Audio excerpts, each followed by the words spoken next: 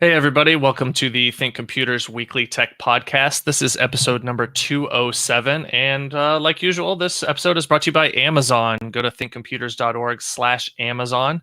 If you just click that link or follow that URL, you can kind of help us out by making your purchases via that link. Just gives us a little bit off of the top there. We get a little bit of commission, helps us keep the podcast going.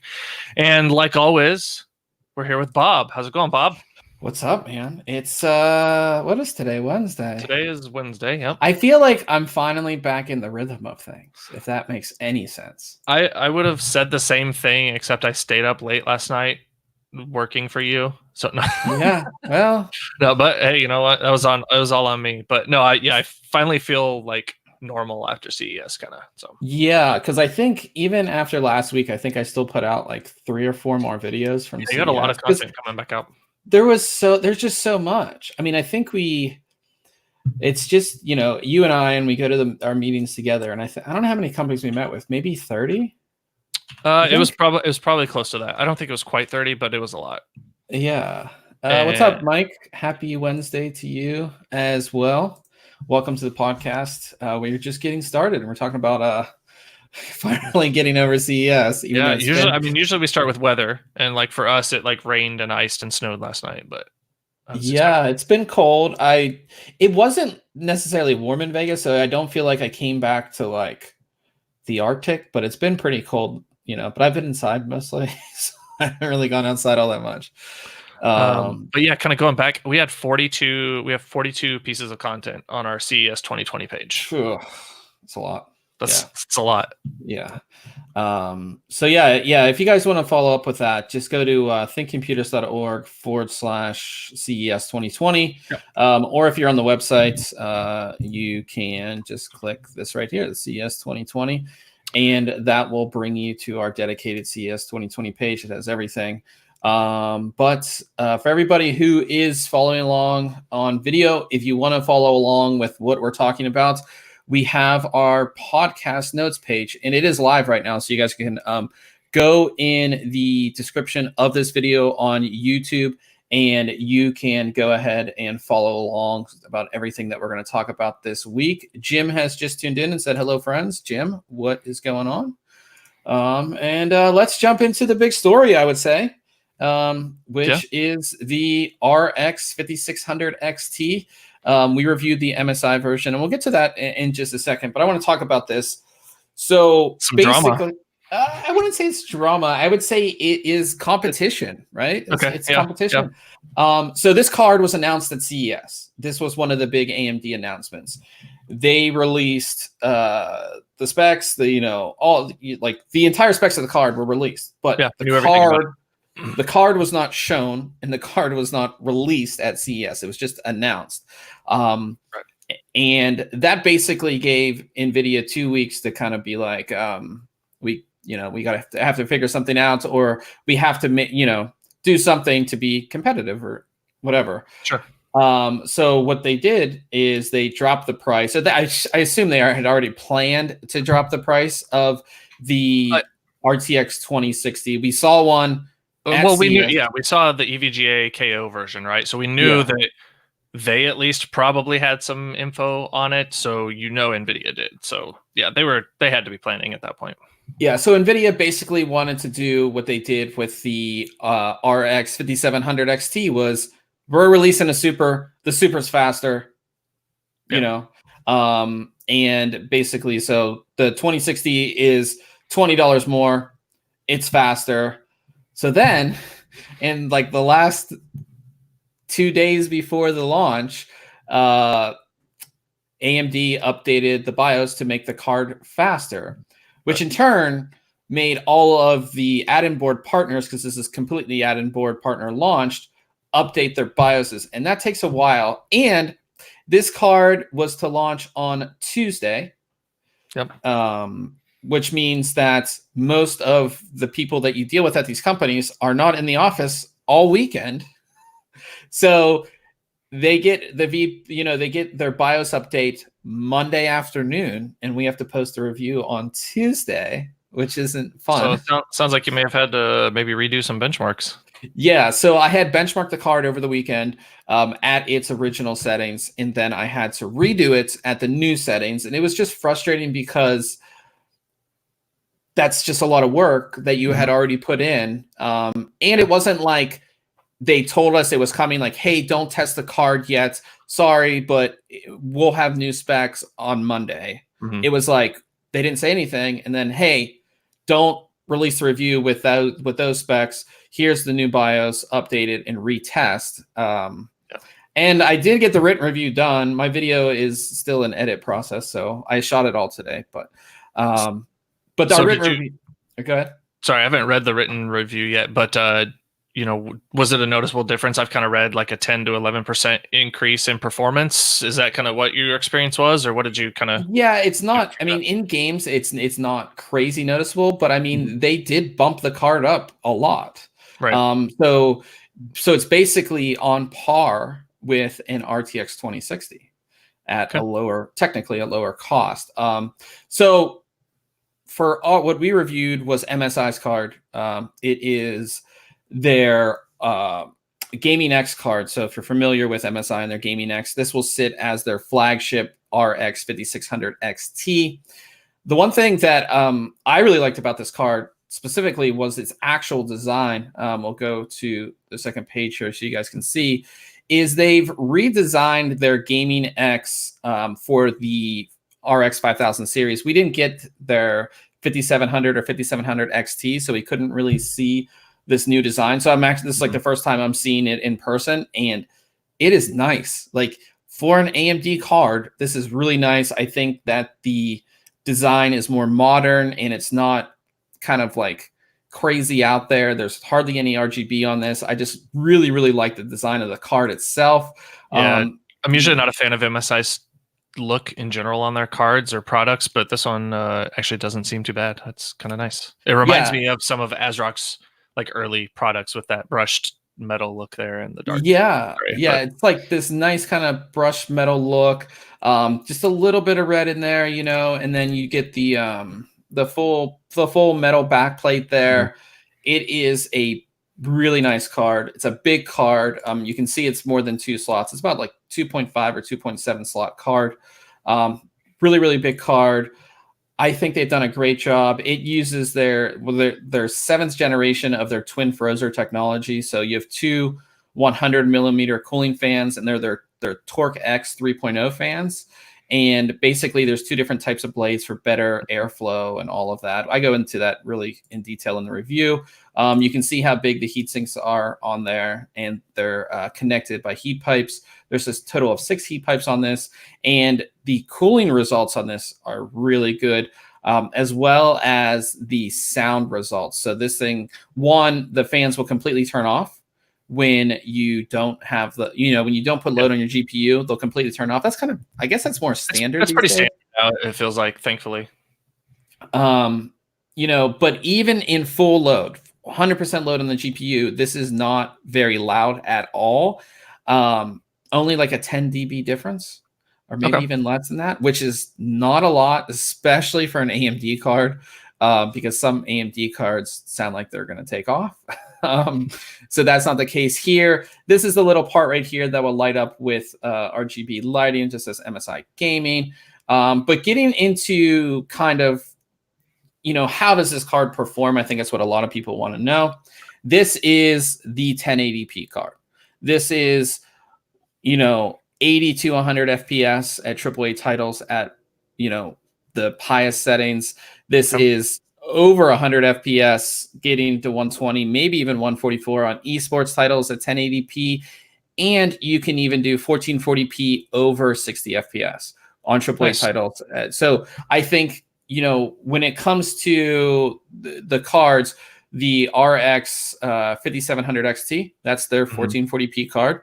This is their 1080p card. And then the 5500, which has been out, is the esports card, if that makes sense. Yep. And at least in my testing, the 5500 is 25% slower than the 5600, and the 5700 is at 1080p, it's 20% faster. At 1440p, it's 25% faster. So you have a nice segment Yeah, cards. there's not like a lot of confusion there with like, oh, I want to play these, but you know, you like get in that matrix of like trying to figure out your Yeah. price to performance ratio. It's I feel like it's a lot more separated on the AMD side as opposed to Nvidia. Plus, there's like essentially three models on the AMD side as opposed to Yeah. however So many on Nvidia. that's one thing I really like about AMD. They're not, flooding the marketplace because again, in this kind of price range on the Nvidia side, you have a 1660, you have a 1660 Super, you have a 1660 Ti, and Yep. then you have a 2060. Four cards within what, $100 of each other. Yep. So yeah, so the stock version of this card, the MSRP is 279. We actually don't have pricing on this card because it's not out or available yet. And MSI couldn't tell us the price of the card either, which I found a little weird. So I don't know if AMD is gonna change price. I can't assume they are. But the RX 5500 version of this card carried a $55 or $50 premium.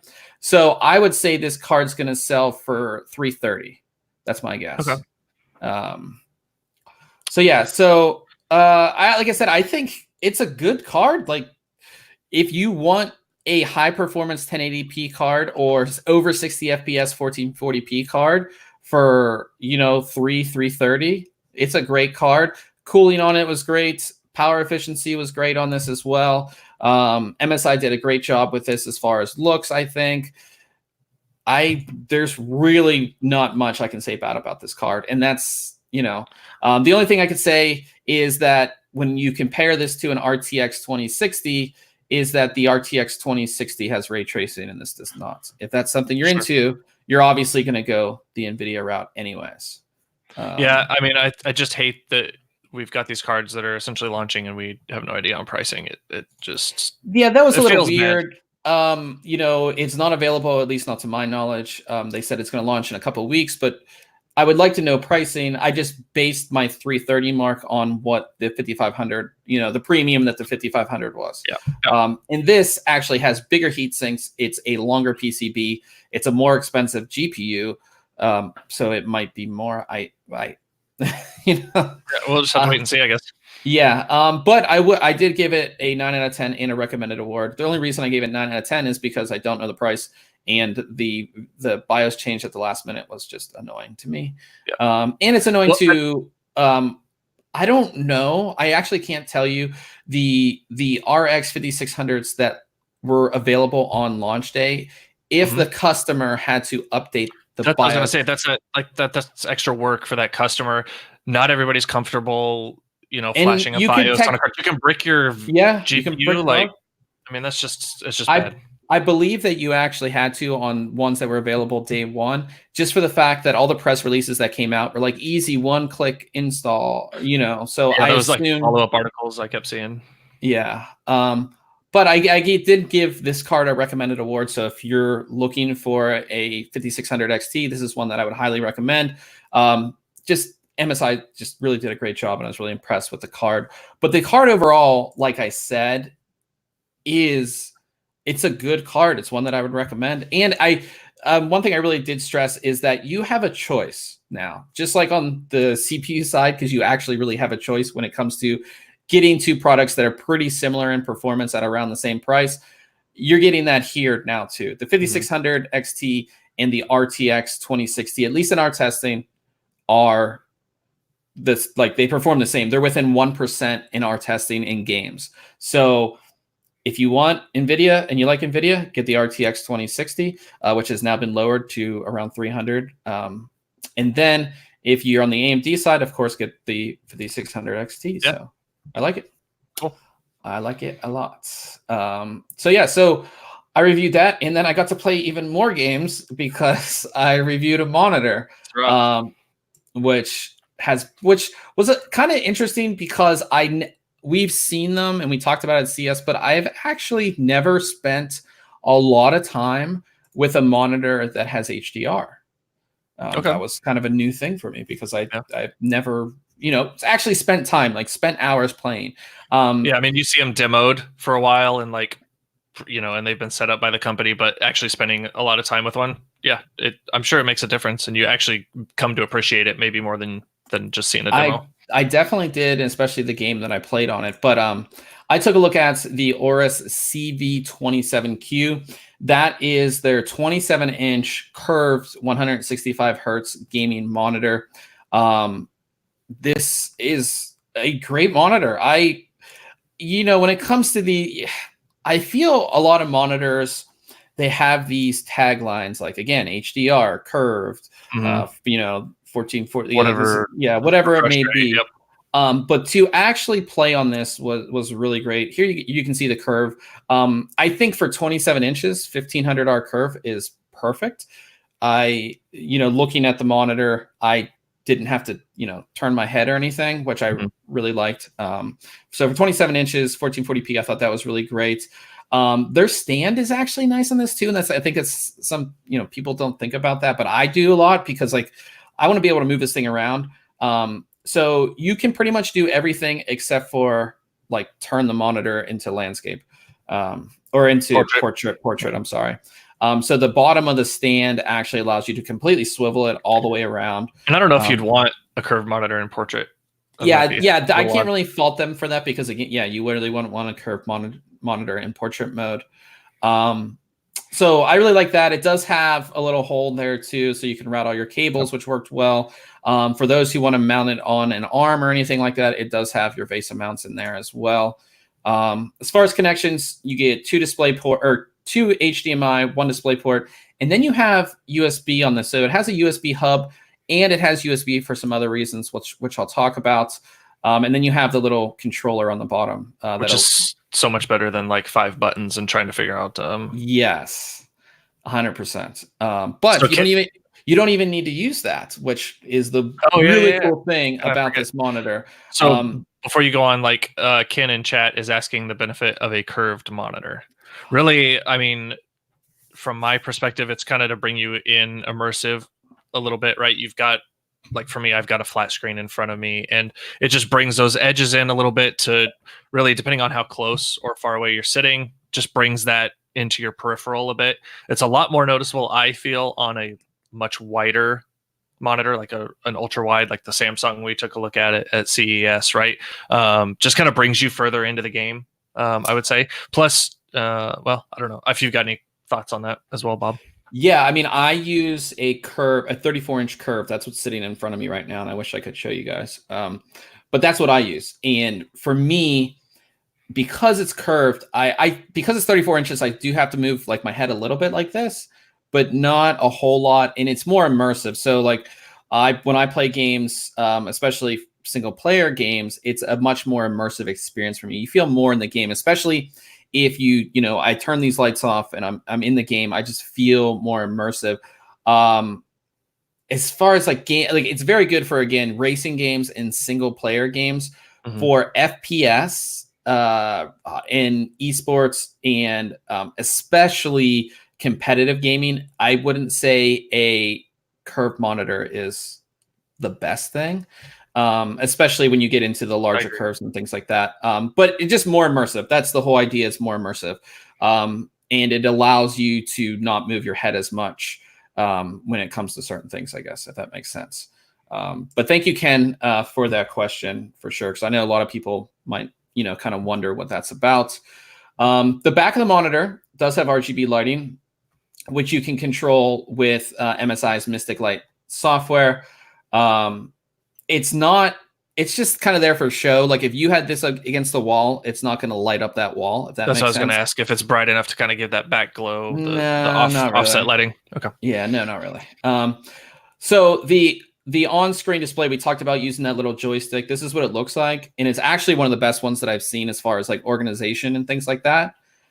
And that's great, but they actually have software.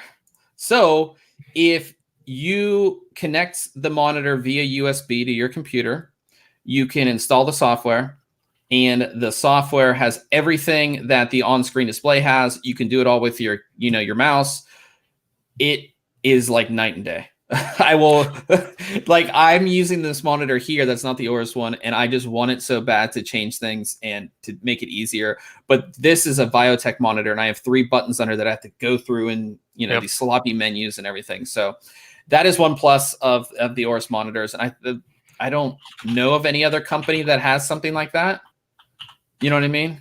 Yeah. The cool thing that I always like, I don't forget, but I forget a little bit, I guess, is, they've got the on-screen crosshair, which is kind of one of those features where it's like, is it cheating or not? To kind of have a, Yeah. in games, a lot of times when you start firing, you lose that crosshair, or the crosshair expands, so you don't have as much accuracy there. Well, you can have the monitor draw that there, but you can actually edit the style of your crosshair with your mouse. So you can, if you wanted it to be a smiley face or something, you can change it around, which is kind of funny, but kind of cool as well.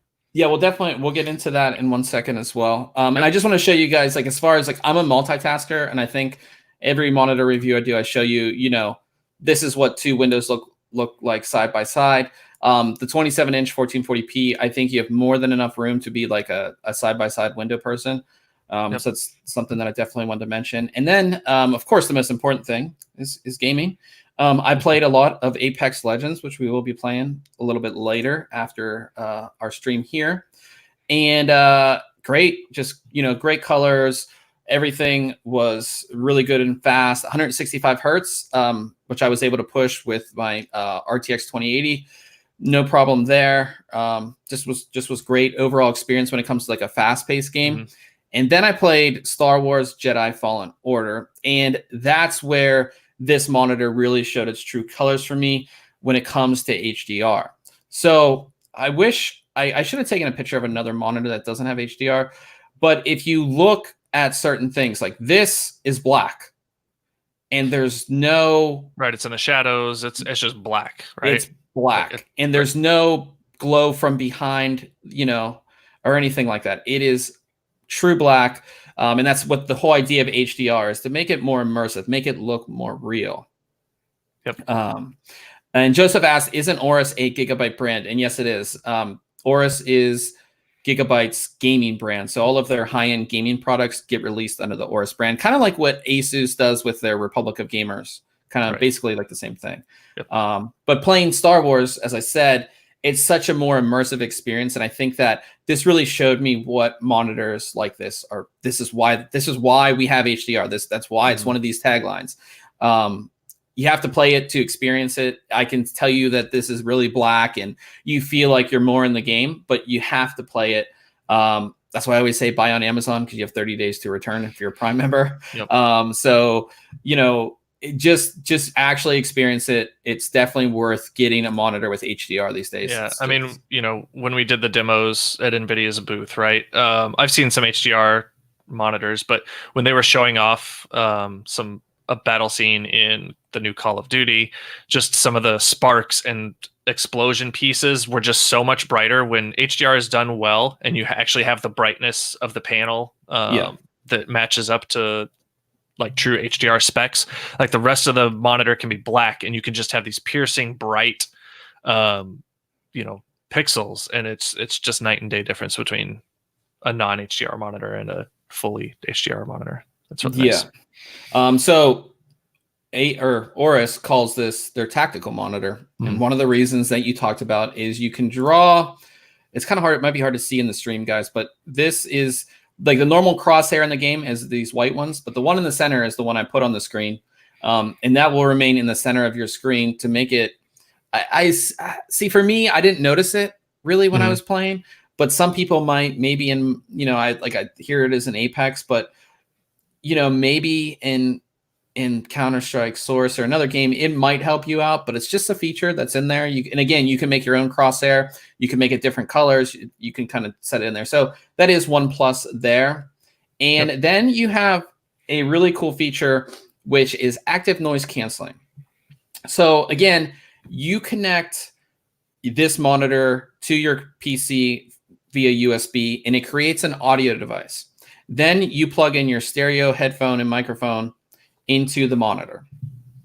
And then you turn on active noise canceling. And I have the sound clips here. So basically, it's going to cancel out outside noise. So if you're in a busy place, like say you might have your computer in a dorm room, or you're in a LAN center, or you're somewhere where there's a lot of background noise, active noise canceling will cancel it out. I was playing music on speakers and then talking into my microphone. And I did it with active noise canceling, and then I did it without, and you can definitely tell a difference.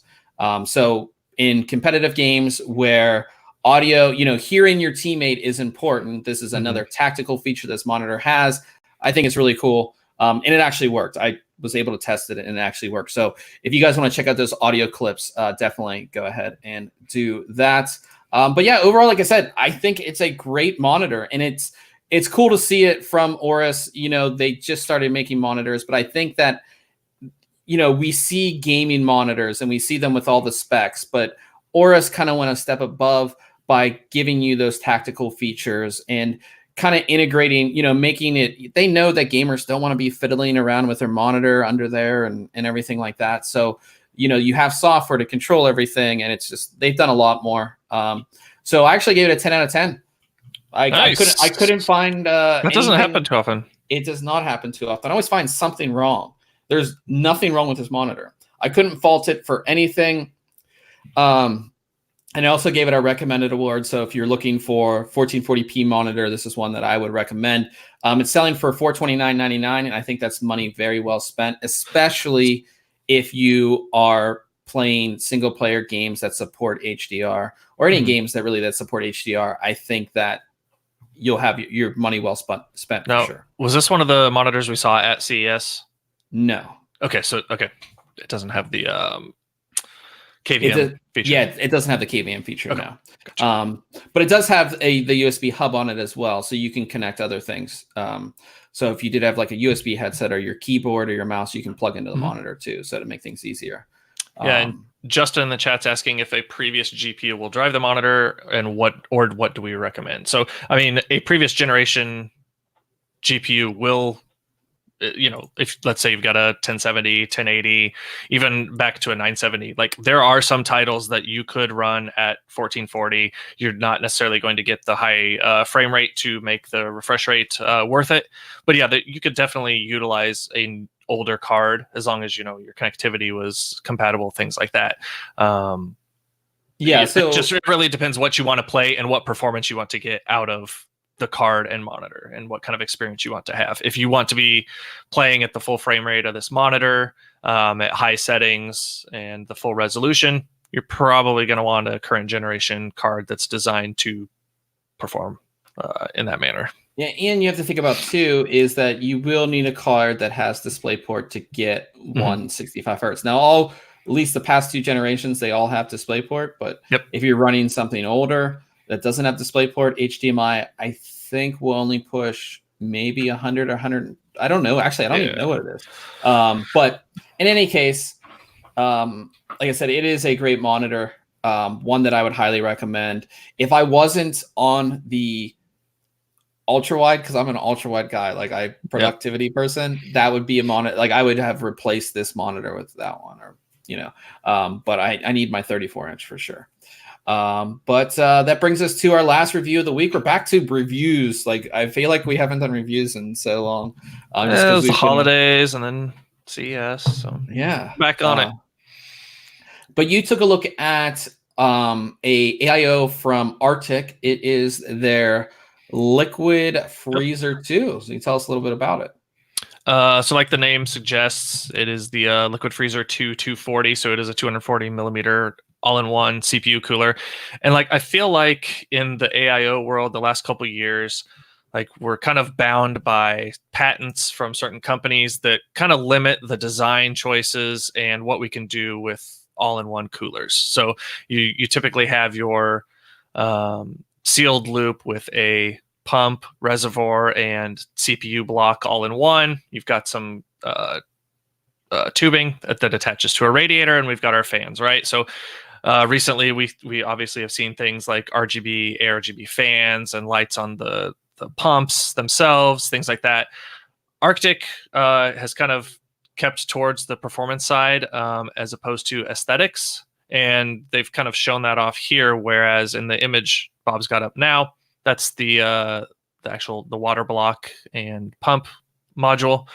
And what's unique about it is, number one, it looks kind of like a stealth fighter or something similar, right? It's got all these angles to it and vent-looking molding, things like that.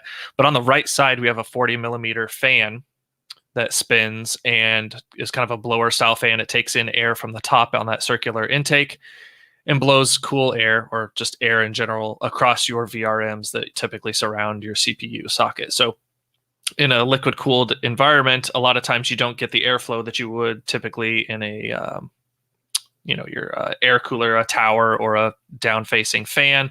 So that 40 millimeter fan helps to blow some air across either the exposed VRMs, or on higher end boards you're going to have a heat sink of some sort on them. So just kind of a performance and cooling addition there, which is kind of nice, especially if you're overclocking. Those VRMs can get pretty hot, but this fan helps to keep them cool.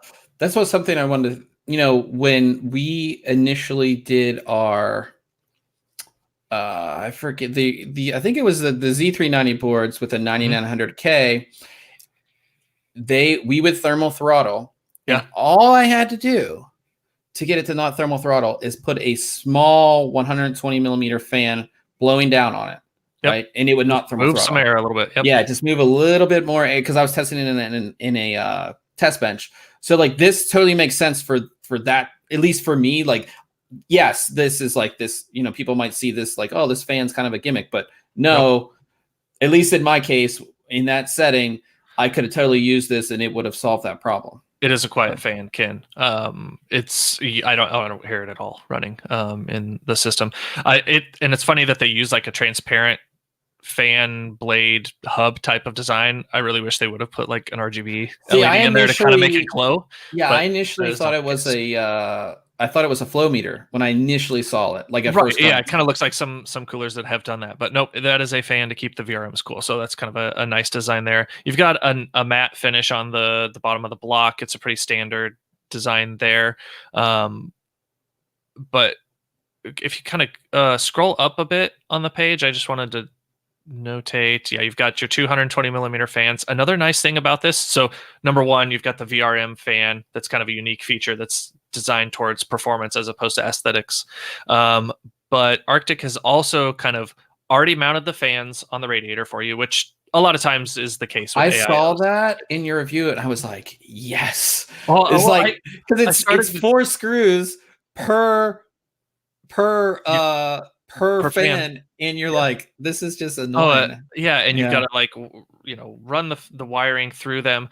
So I was during the install and like taking pictures, I was like, there's something different about this thing. I was like, oh, they've wired it for me, and the power cable for the 2 fans, so they're wired together, so they'll use the same signal. It runs in the loom of the tube, so like you don't have to plug the fans in. It's runs. I like that. There's no mess of cables up there that you have to like shove behind the motherboard or behind the radiator or try and tuck in through some cable management on the motherboard tray. Yeah, it's hidden. And so there's a single connection that comes off of the pump to the motherboard. And that provides power to the pump, the 40 millimeter fan, and the 220 millimeter fans. And it's a PWM connection. So you can control and monitor it that way. So that's really a cool design.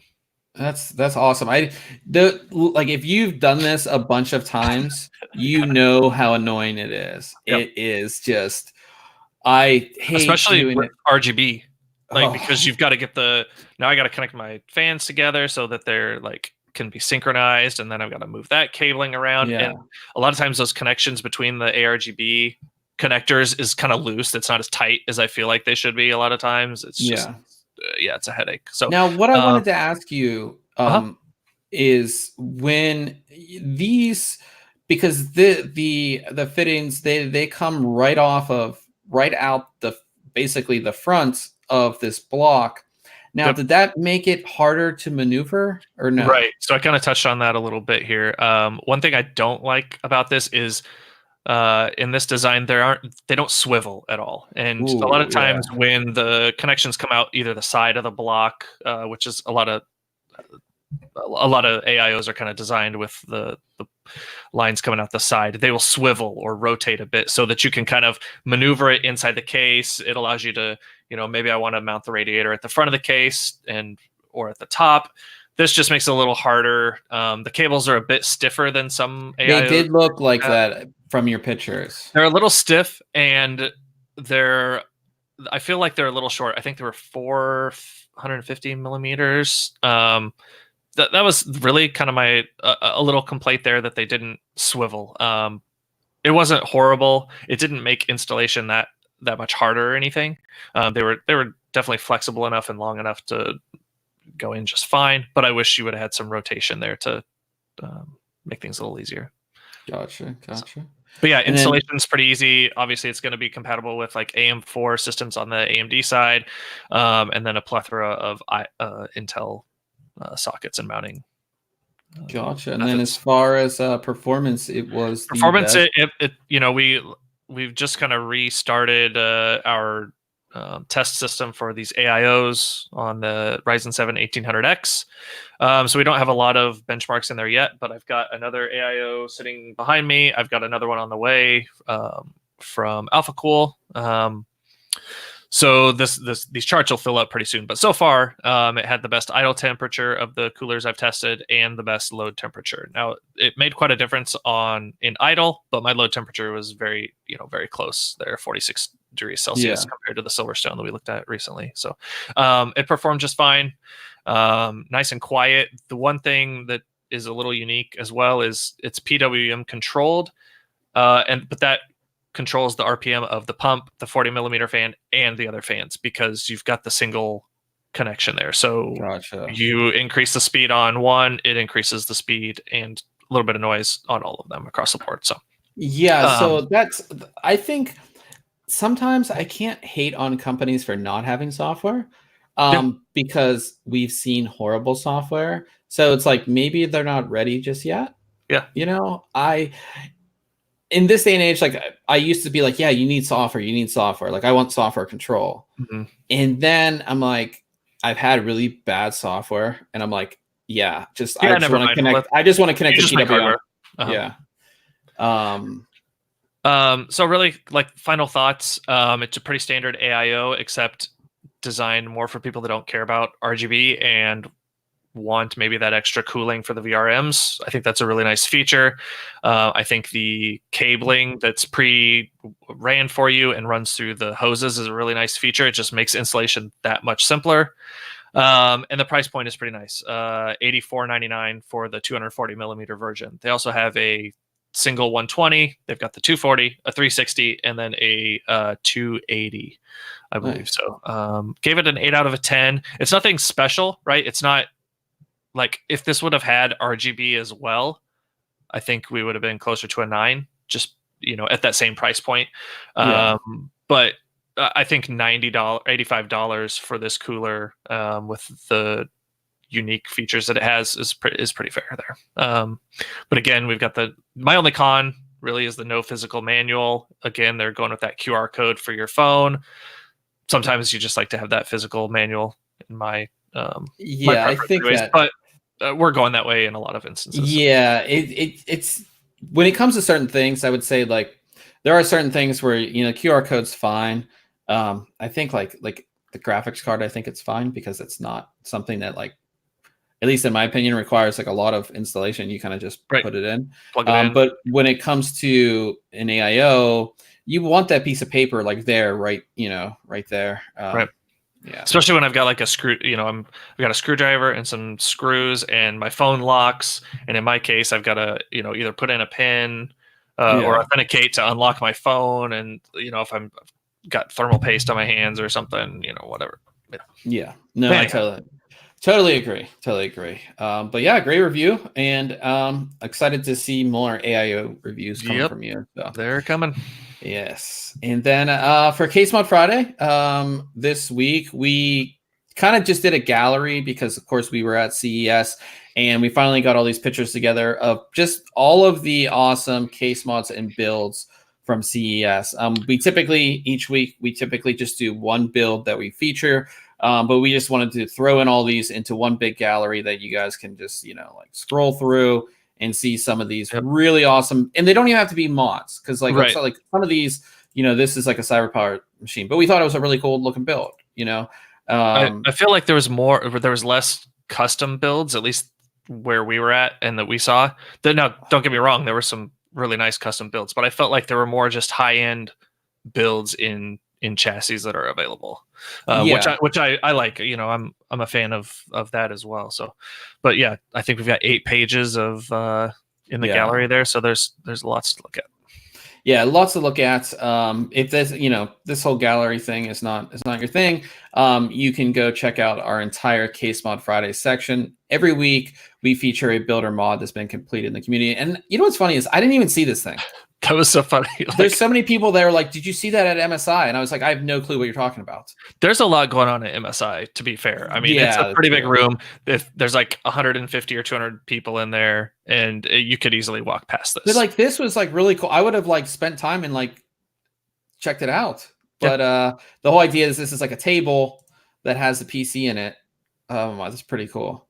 Or is it dual PC? I mean, or is it just I don't single? remember. No, it's a single. It's single, but yeah. I feel like this would be in your living room or something. Like, because you're not going to sit at that. No. I don't think, right? No. Yeah, that would be like running your media center or something, right?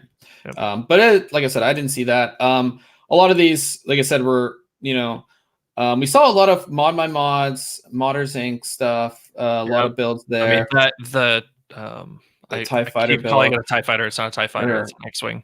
X-Wing. That was a pretty cool mod at the Alpha Cool and FSP. Was it FSP? Yeah. Alpha Cool, FSP, yeah. But yeah, like I said, a lot of really cool mods. Definitely worth checking out. If you're into that kind of stuff, you can, check out our gallery there. And then what else do we have? I gotta go back to the notes. So I can't tell you what the new contest will be just yet. Our contest with Thermaltake is like ending in the next hour or so. But if you go to the website, let's see if you can still get in it for everybody who's on the stream who hasn't got in on the contest. You go to contest on the page and you go to Win a Thermaltake, and let's see if 2 hours left. 2 hours. 2 hours left on this current contest. So get in. We do it through Gleam.io, but if everybody who's listening on audio, it will be over by the time you listen to this. But our new contest will be launching here either tomorrow or the next day. I just finalizing the details, so we're not going to tell you about it yet. But just check back on social media or on the website. You'll see it there, and we'll have another contest. Again, for this, we've done it the past 3 or 4 months, but going all through 2020, we want to give stuff back to you guys. So each month we should be running a contest where you can at least win something. We hopefully plan to team up with a lot of our sponsors so you can get some cool products. I think I lost you. I know you're having some. I lost you for a second there. Oh man, my internet is bad. Bad Internet. Yeah. There we go. What I was saying is that we either going to try to team up with our sponsors to give you guys hardware, or if not that, we'll throw in some merch, like we have our own merch, or we'll give you like a gift card to Amazon. You'll let you pick Amazon, Steam, whatever it may be. So stay tuned for all that stuff, because I think we'll have some cool stuff coming up for sure on that. So that brings us to news, and there's not a whole lot going on. There just isn't. Yeah. So the big thing besides the 5600 is that there is a rumor. This is supposedly a rumor, a leak, or whatever. We can't obviously verify it, so I would take this with a grain of salt. But apparently, the die layouts for the next generation Ampere graphics cards were detailed. You're going to have these are 7 nanometer. Manufacturing process, and these will be for the RTX 3080, if that's what they call it, or the RTX 3070, if that's again what they call it. And these are codenamed the GA103, which will be for the RTX 3080, and the GA104, which will be for the 3070. The big change is you're going to get more streaming multiprocessors, which is going to be a big boost in performance. So the 104, which is the smaller of the two, will have 48, which will give it 3,072 cores total. The larger 103 will have 60, and that will give you 3,840 CUDA cores. So again, more CUDA cores, which mean better performance. Also, The smaller G104 will have a 256-bit memory bus, which will allow for 8 or 16 gigabytes of GDDR6 memory. And then the larger GA103 will have a 320-bit wide interface that can hold either 10 or 20 gigabytes of GDDR6, which, again, we can't verify this. We can't say it's true or not true. But if that's true, having a 3080 with 10 gigabytes of memory seems pretty awesome. Seems all right. Yeah. You know, I like we said, it's kind of rumor right now, and I had heard some pushback on that there were actually issues with the GDDR6 availability, and they were just kind of thinking, I don't know, like 10 to 20 seems pretty aggressive for some of the availability, but yeah, we'll see. Yeah. Yeah. So that, like I said, that's the rumor right now. There's really not much more we can say because, again, we can't tell you if it's true or not. I don't know. But if it is, that sounds very promising because I think NVIDIA kind of needs a big, the next generation. RTX has been good, but it hasn't been great. So I think they need something big. That's right. Well, and we know AMD is supposedly coming out with, you know, their big card, especially since Lisa Su kind of indicated such, which kind of leads to our next story. Yeah, and a Radeon RX 5950 XT, 5950, and 5800 XT have showed up at the ECC, which is the Eurasian Economic Commission. Basically, when you import something, it has to go through regulations. And in here, shout out to whoever finds these, because this is like public in a public database. But whoever finds these, shout out to you. But you can see there is a Radeon RX 5950. You probably can't see it on the screen, but it's in there, and a 5950, a 5900, and a 5800 XT. So again, could we see the 5950 being the 4K card, being, you know, because again, we have our esports card, our 1080p card, our 1440p card. Could we see, you know, like a 5800 being 1440p at higher frame rate, and then the 5950 or 59, or 5900 being the 4K card, or like a separation between those two. Right. Yeah, we've been hearing about big Navi. That's what we've been hearing, or large Navi. I don't know if we are going to see it. How is it going to impact on the, you know, because again, we should see NVIDIA chips coming up soon too, new ones. So like, how is this going to compete? Because if it's going to compete currently against an RTX 2080 Super or RTX 2080 Ti, it's almost DLA. Yeah, so it's just like 3000 series coming up. Yeah, so that's just something to think about. But it is there. It looks like, I mean, that's like a real listing. So it's real. Also talking about graphics cards, Intel looks to be, they're going to be detailing their Xe graphics card architecture in March at GDC. Cool. So that's a game developers conference, and it is going to be in March. On the official schedule, Intel, I should be able to bring it up. Intel will be having a presentation about their upcoming Xe graphics card architecture. Here you can see it on the real GDC 2020 page. It just says Intel's brand new Xe architecture has been teased for a while and is scheduled to release later this year. This update brings significant compute geometry and throughput improvements over today's widely used Gen 9 and Gen 11 graphics. This talk will provide a detailed tour of the hardware architecture behind Intel's upcoming GPUs, blah, blah, blah, blah. So I think that's when we're really going to get, you know, some detail on the architecture. Hopefully some detail is like, is this graphics card going to be mainstream? Is it going to be engineering or AI, stuff like that? I think the most exciting part about that is they say this year.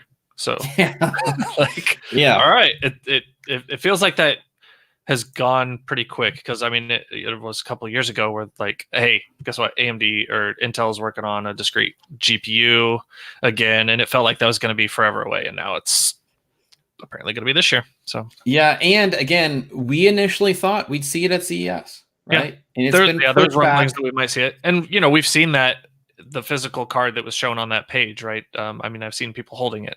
Yeah, So we know it's out there, and I think we heard maybe last week, weren't we talking how it had, maybe it wasn't last week, but we were that reference card had kind of shipped out to folks to yeah, start the prototypes, working on it. yeah. So it's exciting, but until I see a physical card with at least specifications as far as like this is how many, this is blah blah, I can't get excited about it. But third player, can't complain, right? Yep.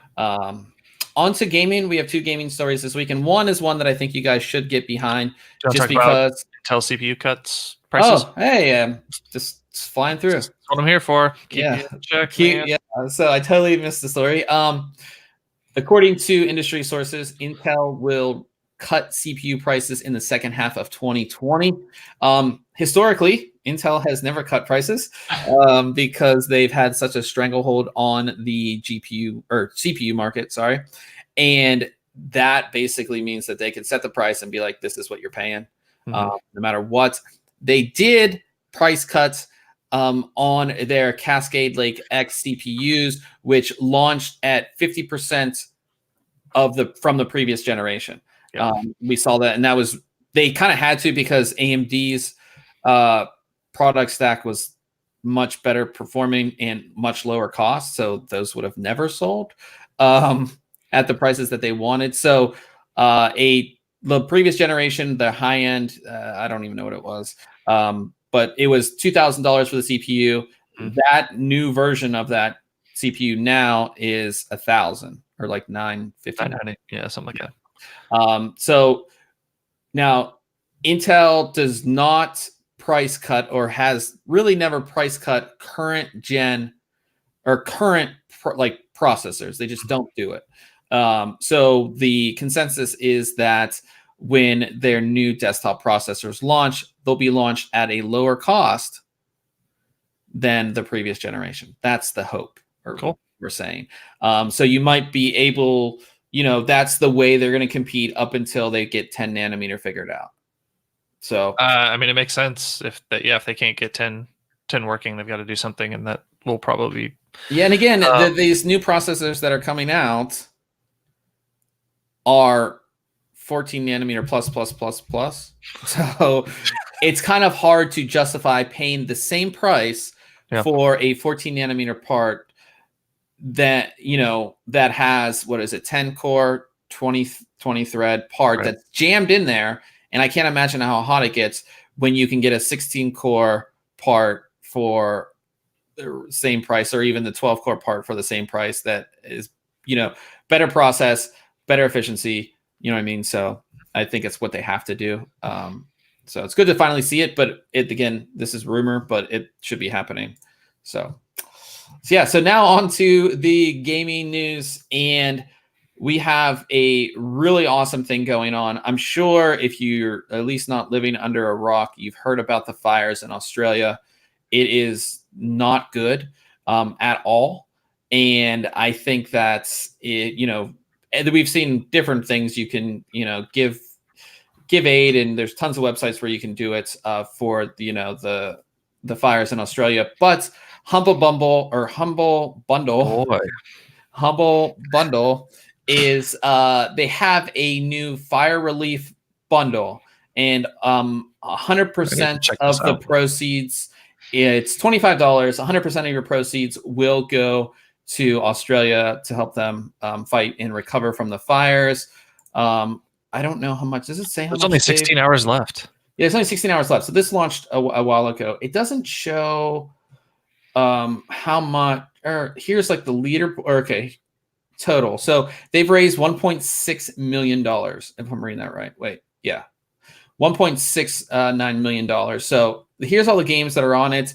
There's a couple that I think are really good on here. The other ones, but for $25. It doesn't. I mean, you could just give $25 to United Way or any of those other charities. But this, you're getting something back is for games. You can give them to your friend, you can give them to your brother or sister. But I think it's just great. It's great that they're doing it. We saw the other one around Christmas time, which I bought, and that also went to charity, or some of it went to charity. So yeah, like I said, I think you should just get it. It's $25. It goes to charity. And I have to leave this tab open to make that purchase after the stream. Yeah, 16 hours left, guys. So Yep. Definitely just pick it up. I think that it would be worth it. Cool. Yeah. So, and then our last little piece of news is about the Epic Game Store, and just some stats that they kind of put out. And I'm not all that surprised by this headline as far as Epic Game Store has gained over 100 million subscribers in its first year. I think that's really great. I think that, one, because they give away free games, it kind of makes sense to just install it and become a subscriber and get free games every week or every 2 weeks. Go on every week and get your new free games. Yeah. And then when you're having, that one night where you're bored, you're like, oh, I have 30 games that I didn't pay for that I can play.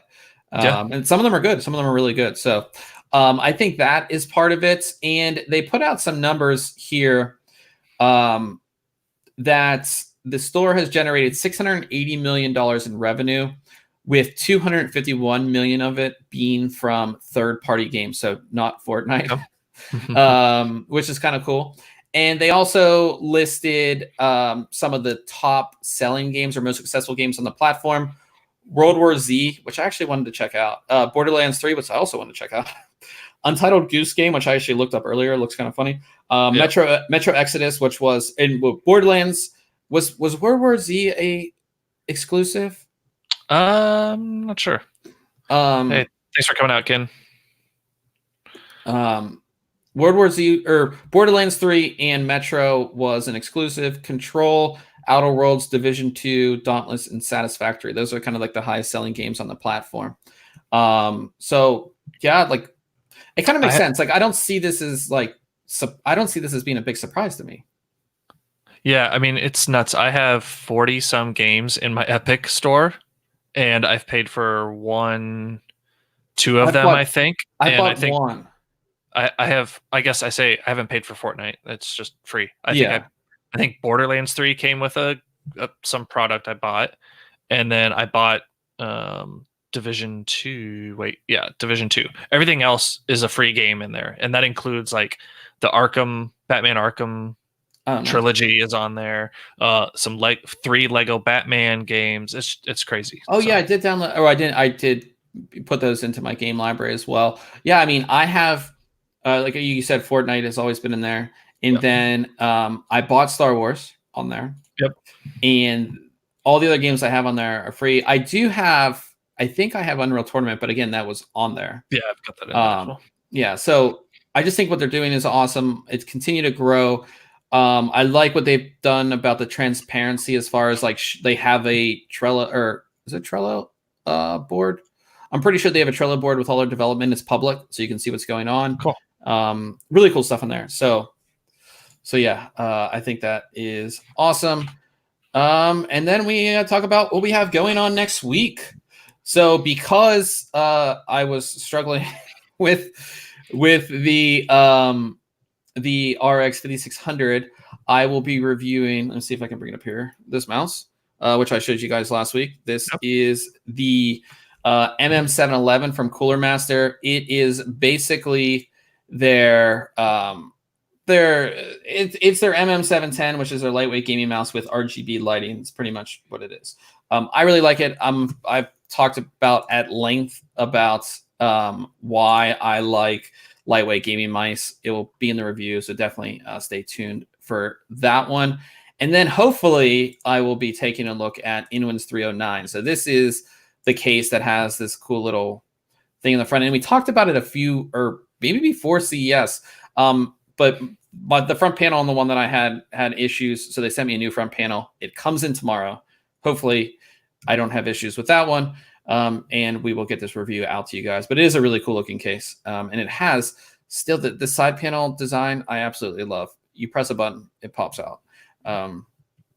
So I'll have that as well. And then finally, I'll be taking a look at a CPU cooler from, I always mess up the name. Is it Ravine or? I think it's Raven. Raven. Yeah. I always want to say Ravine, like I threw him in the ravine.